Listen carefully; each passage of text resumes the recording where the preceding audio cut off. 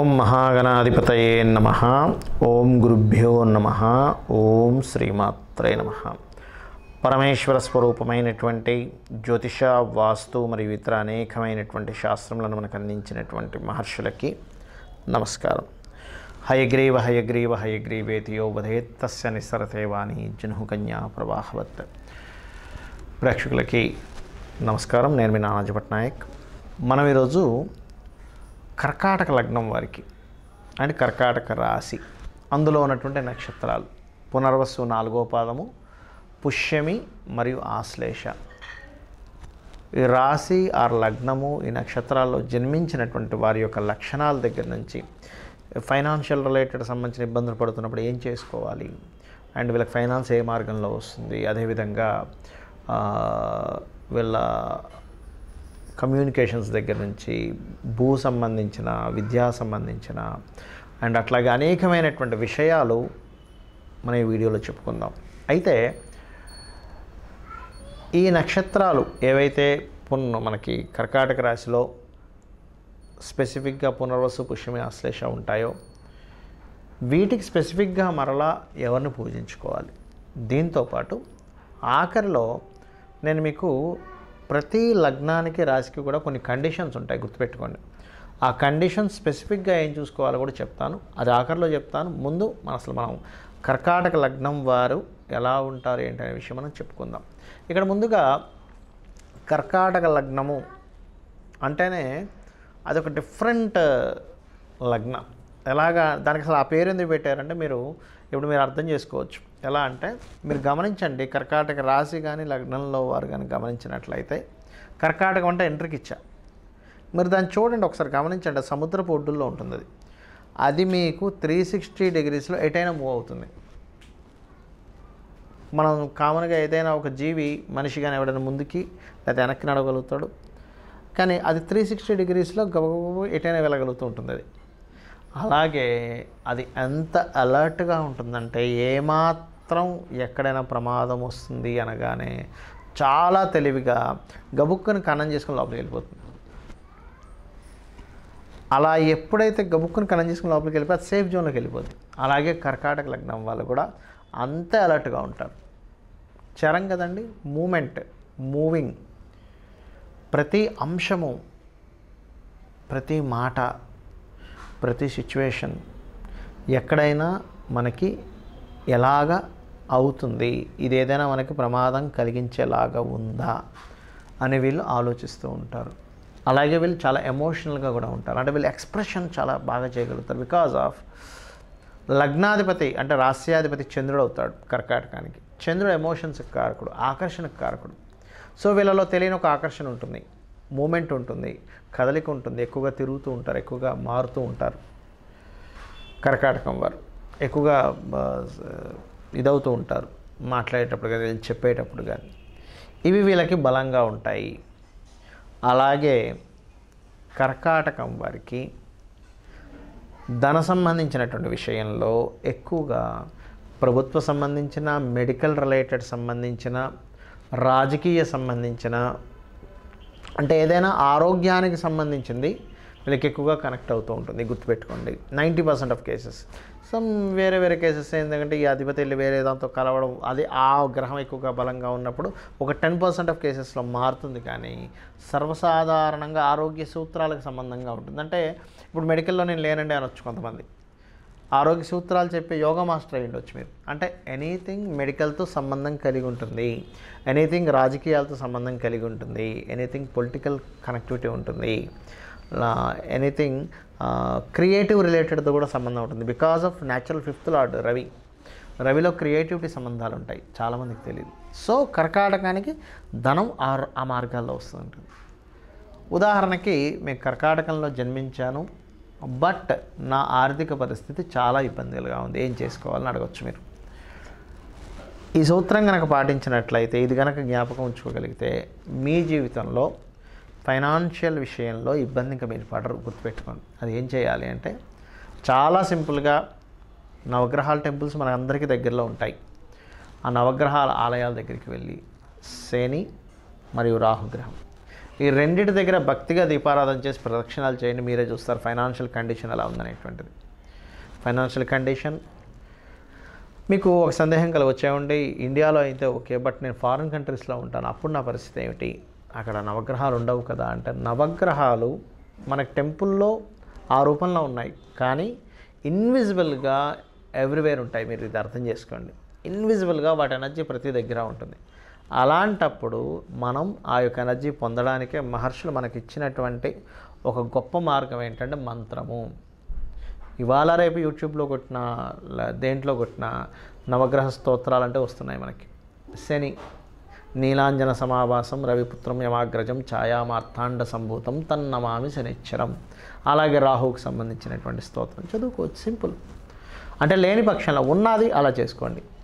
చక్కగా లేదు, నేనే ఇప్పుడు కళ్ళ ముందు ఒక 2 దీపాలు పెట్టి ఈ దీపం రాహుకి, ఈ దీపం శనీశ్వరుడికి పెడుతున్నాను అనుకోను కూడా మీరు వెలిగించవచ్చు, నవగ్రహాల దగ్గరికి వెళ్ళలేని స్థితిలో ఉన్నారు అంటే కనుక. కానీ ఇది ఖచ్చితంగా మీకు జీవితంలో ఎదిగేలా చేస్తుంది, గుర్తుపెట్టుకోండి. కేవలం మనీయే కాదు, ఫినాన్షియల్ మాత్రమే కాకుండా కుటుంబ సభ్యుల మధ్యన ఏదైనా తారతమ్యాలు వస్తున్నా కూడా క్లియర్ చేస్తుంది. బట్ ఈ రాశి వారికి ఈ లగ్నం వారికి కుటుంబ సభ్యులు ఒక గవర్నమెంట్ సెక్టార్స్లో ఉండడము, ఒక సిస్టమాటిక్ లైఫ్ ఉండడము, ఆర్ చాలా అడ్మినిస్ట్రేటివ్గా ఉండడము, కొంతమంది చాలా హుందాగా ఉంటారు, ఆ హుందాతనం కలిగి ఉంటారు కుటుంబ సభ్యులు. అండ్ అలాగే ఈ యొక్క రాశి వారికి పర్టికులర్గా ఏంటంటే ఈ లగ్నం ఈ రాశి వారికి చూసుకున్నట్లయితే ఇక్కడ వీళ్ళ యొక్క సిబ్లింగ్స్ ఎవరైతే ఉంటారో వేరు దేశాలకు వెళ్ళడం కూడా జరుగుతూ ఉంటుంది. మరొకటి ఏంటంటే వీళ్ళకి వాహన లాభాలు, గృహ లాభాలు కాస్త ఎర్లీగా వస్తాయి కర్కాటకం వారికి, మీరు కనుక గమనించారు. అంటే నేను అనేది ఏంటంటే మీరు ఒక రీసెర్చ్ చేసేటప్పుడు ఒక 5,000 జాతకాలు తీసుకోవాలి. 5,000 జాతకాలు ఎంత % ఆఫ్ పీపుల్కి ఎర్లీగా వస్తుందని తీసుకుంటే, మీరు అందులో తీసుకున్నట్లయితే 90% ఆఫ్ పీపుల్కి యోగం ఉంటుంది. అంటే ఈ యోగన్స్లో స్పెసిఫిక్గా వీళ్ళు పుట్టారు అంటే ఏమిటి, రియల్ ఎస్టేట్ చేసుకోవచ్చని కూడా దీని అర్థం. గృహ సంబంధించినటువంటి వాటిలో మీడియేటర్గా ఉండే ఒకరికి గృహం కావాలి లేదా వాహనం కావాలి, నేను కొనుక్కుందాం అనుకుంటున్నాను, మీరు చిన్న యాప్ ఒకటి క్రియేట్ చేసుకొని లేకపోతే ఒక చిన్న ఆన్లైన్ సైట్ ఒకటి క్రియేట్ చేసుకొని, బాబు నేను ఎవరికైనా గృహం కావాలంటే నేను ఇస్తాను, ఆ రకంగా కూడా మీరు లబ్ధి పొందుతారు.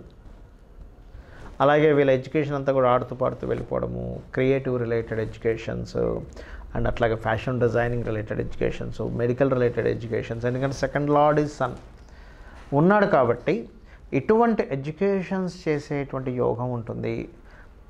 10% ఆఫ్ కేసెస్లో ఉదాహరణకి మీకు ఎడ్యుకేషన్ కానీ గృహం కానీ ఎక్కువగా ఆటంకాలు కలుగుతున్నాయి. అంటే గృహం నిర్మిద్దాం అనుకుంటుంటే అవ్వట్లేదండి, మీరు చెప్పారు బాగానే ఉంది, బట్ అందరికీ జరుగుతున్నట్టుగా నాకు జరగట్లేదు, నాకు ఎడ్యుకేషన్లో చాలా బ్రేక్స్ వస్తున్నాయి, గృహం నిర్మించుకుందామంటే ఏదైనా ఇబ్బంది అవుతుంది అన్నప్పుడు మీరు చేసుకోవాల్సినటువంటిది గణపతిని మనస్ఫూర్తిగా భక్తిగా చేయండి. 100% ఆ యొక్క గణపతి యొక్క అనుగ్రహంతో మీకు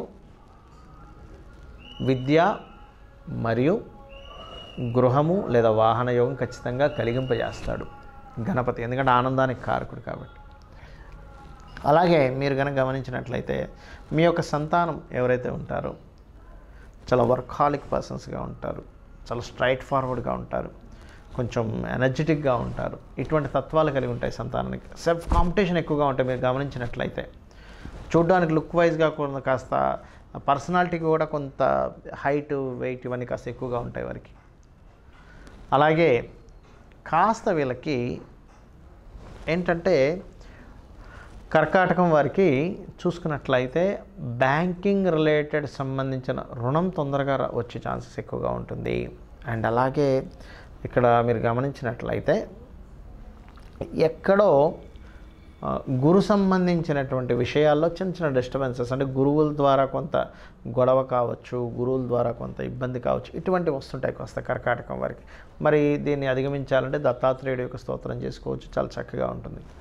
అలాగే కర్కాటకం వారికి కూడా ఏంటంటే వీళ్ళ జీవిత భాగస్వామి కూడా అర్న్ చేస్తారు, అర్నింగ్ అనేటువంటిది ఉంటుంది వీళ్ళ జీవిత భాగస్వామిది కూడా. అలాగే మరొక విషయం ఏంటంటే ఇక్కడ గమనించినట్లయితే వీళ్ళ లైఫ్లో తండ్రిది చూసుకున్నట్లయితే తండ్రి గారి యొక్క సిచ్యువేషన్, కర్కాటక లగ్నం వారికి స్పెసిఫిక్గా, కర్కాటక రాశి కాదు లగ్నం వారికి స్పెసిఫిక్గా ఏంటంటే తండ్రికి, అంటే లగ్నం తెలియదంటే రాశి సెకండరీ చూసుకోవచ్చు, న్యూరో రిలేటెడ్ లేదా ఒక్కొక్కసారి మతిమరుపుకు సంబంధించినటువంటిది ఇట్లాంటిది ఏదైనా ఇబ్బంది పడే ఛాన్స్ ఉంటుంది. కాబట్టి ఇట్లాంటి సిమ్టమ్స్ ఏమాత్రం కనబడ్డా మీరు వెంటనే దాన్ని క్యూర్ చేసుకోండి, దక్షిణామూర్తి స్తోత్రాలు చదవండి. అప్పుడు మీ యొక్క తండ్రి గారి యొక్క స్థితి చాలా చక్కగా ఉంచుకోగలుగుతారు మీరు. అలాగే క్రియేటివ్, మెడికల్ చెప్పాను కదా ఇందాక నేను మీకు, అటువంటి ఫీల్డ్స్లో బాగా రాణిస్తారు, అందులో ఎటువంటి సందేహం లేదు. అండ్ రియల్ ఎస్టేట్ రంగాల్లో కూడా. బట్ బిజినెస్ జోలికి వెళ్ళేటప్పుడు మాత్రం 1కి 4 సార్లు ఎటువంటి బిజినెస్లోకి ఎంటర్ అవుతున్నామో ఆ బిజినెస్ మనకి యోగిస్తుందా లేదా అనేటువంటిది ఖచ్చితంగా చూసుకోండి. అలాగే మరొకటి ఏంటంటే ఇక్కడ కనుక గమనించినట్లయితే ఈ కర్కాటకంలో నక్షత్రాలు ఉన్నాయి దావని చెప్పుకున్నట్టుగా. పునర్వసు 4 వాళ్ళు లైఫ్ చాలా సుఖవంతంగా అదృష్టంగా అన్నీ జరుగుతున్నాయి అన్నట్టుగా ఉంటూ ఉంటుంది. అలాగే పుష్యమి కనుక తీసుకున్నట్లయితే ఫస్ట్ పాదం వారికి మరియు బాస్కి చిన్న డిస్టర్బెన్స్ ఉన్నప్పటికీ అడ్మినిస్ట్రేషన్ చాలా చక్కగా చేయగలుగుతారు పుష్యమి 1వ పాదం వాళ్ళు. ఇక 2వ పాదం వాళ్ళకి మంచి అనలిటికల్ స్కిల్స్ కానీ బిజినెస్ స్కిల్స్ కానీ ఉంటాయి. అలాగే స్త్రీలు కొంచెం ధైర్యంగా ఎక్కువగా ఉండడం, మొగరాయిల్లో ఉండడం జరుగుతుంటుంది. పురుషుల విషయంగానే తీసుకున్నట్లయితే కొంత సున్నిత స్వభావం కలిగి ఉంటారు.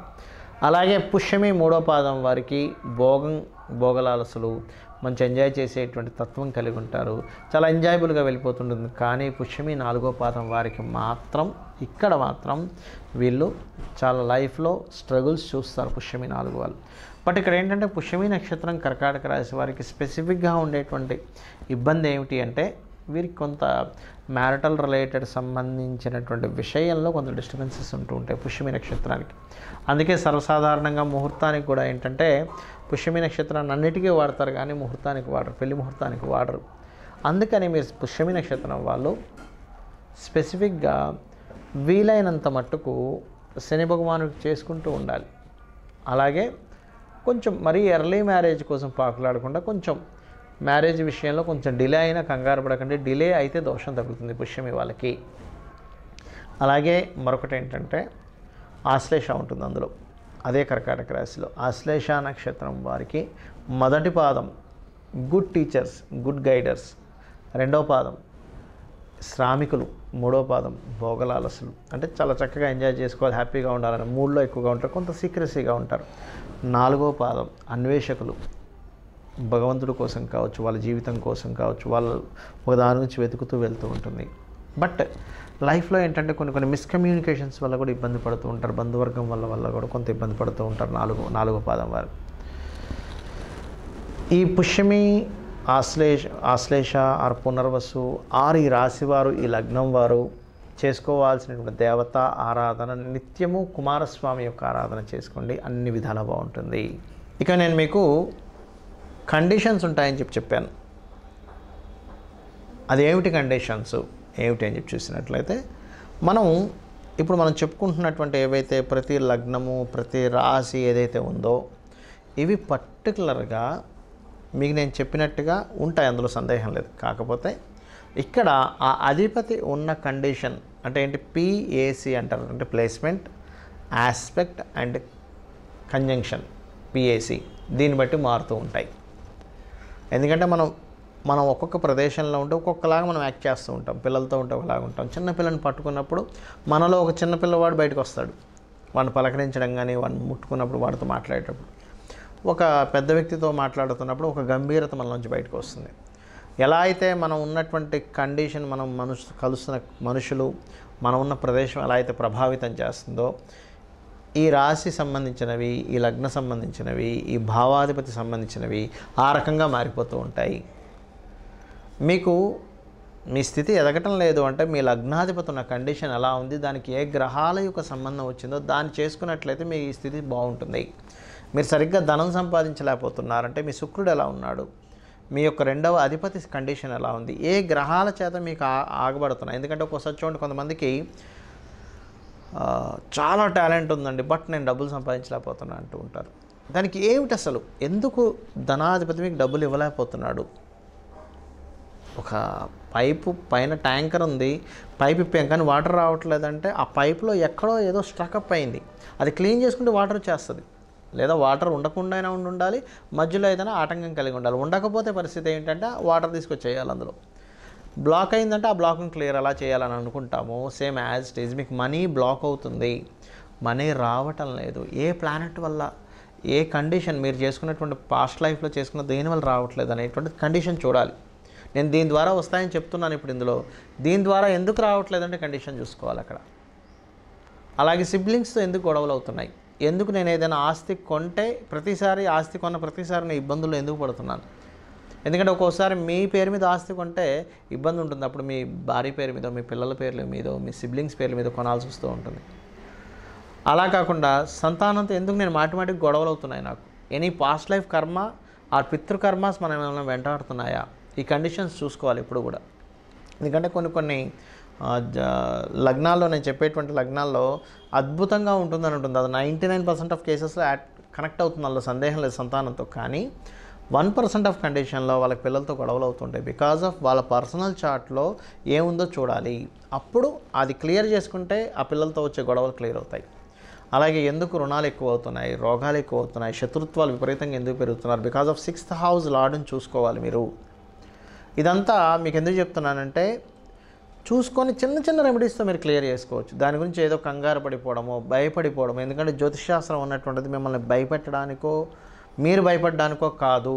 మహర్షులు వెరీ క్లియర్గా ఎంత సింప్లిఫైగా చెప్పారంటే దీన్ని, మనకు జ్వరము, తలనొప్పి వచ్చింది, మనం భయపడ్డమో బాధపడ్డమో చేయం.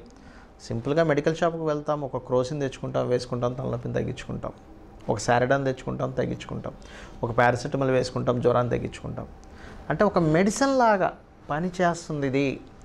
మన కండిషన్, మనం ఇలా ఇబ్బంది పడుతున్నామంటే దీనికి ఏమిటి అని చిన్న స్తోత్రం చేసుకో. నువ్వు అమ్మవారికి సంబంధించి చిన్న స్తోత్రంతో నువ్వు తగ్గించుకోవచ్చు. నువ్వు ఏదో లక్షలు ఖర్చు పెట్టాలి, ఏదో అయిపోవాలి, అప్పుడు కానీ నాకు ఈ ప్రాబ్లం క్లియర్ అవ్వదు అనేటువంటి దీంట్లో ఉండకు నువ్వు అని మహర్షులు చెప్తున్నారు. సో నీకు వివాహం ఎందుకు ఆలస్యం అవుతుంది, యాక్సిడెంట్స్ ఎందుకు ఎక్కువ అవుతున్నాయి, లైఫ్లో ఎందుకు ఎక్కువ లాసెస్ జరుగుతున్నాయి బిజినెస్లోని, అలాగే వృత్తిలో ఎందుకు స్థిరంగా లేము అన్నప్పుడు 7th house, 8th house, 9th house, 10th house, వ్యాపారాలు ఎందుకు రాణించట్లేదు 11th హౌస్, విదేశాలు ఎందుకు వెళ్ళలేకపోతున్నారు 12th హౌస్ స్పెసిఫిక్గా ఉంటాయి. సో ఇప్పుడు నేను చెప్పినటువంటివి ఏవైతే ఈ లగ్న ఫలితాలు, ఈ రాశివారి యొక్క లక్షణాలు, వీళ్ళకి వచ్చేటువంటివన్నీ కూడా 95% ఆర్ 99% కూడా మ్యాచ్ అవుతాయి. బట్ కొన్ని కండిషన్స్లో మీకు స్పెసిఫిక్గా ఆ ప్లానెట్ స్పాయిల్ అయినప్పుడు మీరు ఆ కర్మ అనుభవించడానికి భూమి మీదకి వచ్చారు కాబట్టి చాలా సింపుల్గా మీరు ఆ యొక్క కర్మని చిన్న మంత్రంతో, అమ్మవారి యొక్క ఆరాధనతో, చిన్న గోసేవతోని ఎవరికైనా హెల్ప్ చేయడం ద్వారా కూడా మీరు దాన్ని క్లియర్ చేసుకోవచ్చు. అయితే ఇక నేను మీకు చెప్పబోయేది ఒకటే గుర్తుపెట్టుకోండి, మీకు ఎటువంటి ప్రాబ్లం ఉందో అటువంటి రకమైనటువంటి హెల్ప్ చేయండి అవతల వాళ్ళకి. ఖచ్చితంగా మీకు ఆ ప్రాబ్లం అనేటువంటిది నేచర్ మీకు క్లియర్ చేస్తుంది. ప్రకృతి అదే అమ్మవారు, ప్రకృతి అమ్మవారు, అమ్మవారి ప్రకృతి. ఈ ప్రకృతిలోనే మనందరం ఉన్నాము, మనందరిలోనే ప్రకృతి ఉంది. ఈ రకంగా చేస్తూ మీరు మీ యొక్క జీవితాన్ని అద్భుతంగా మలుచుకోవచ్చు. శ్రీమాత్రే నమః.